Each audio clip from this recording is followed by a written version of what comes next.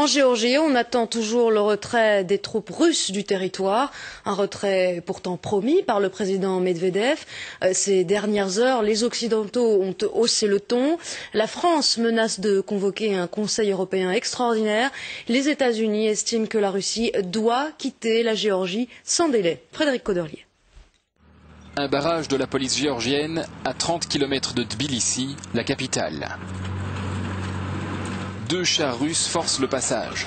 Les soldats russes clament qu'ils font ce qu'ils veulent aux policiers géorgiens. Pourtant, le Kremlin affirme qu'il a entamé aujourd'hui le retrait de ses troupes.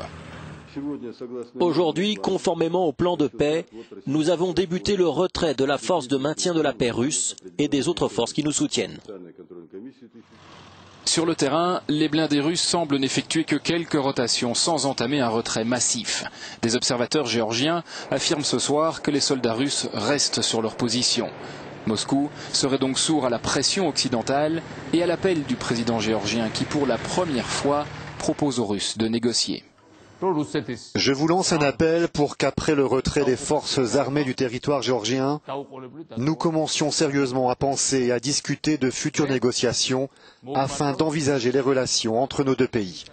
D'hypothétiques négociations qui paraissent d'ores et déjà très délicates. La Géorgie ne veut plus un soldat russe sur son territoire, mais Moscou entend maintenir une force de paix.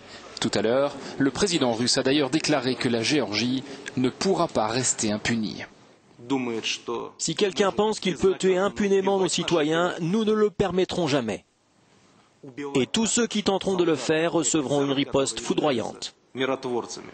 Et pour ne rien arranger, des sources américaines annoncent que la Russie est en mesure de lancer des missiles sur la capitale géorgienne. Les Russes confirment qu'ils ont stocké les armes, mais démentent vouloir les utiliser.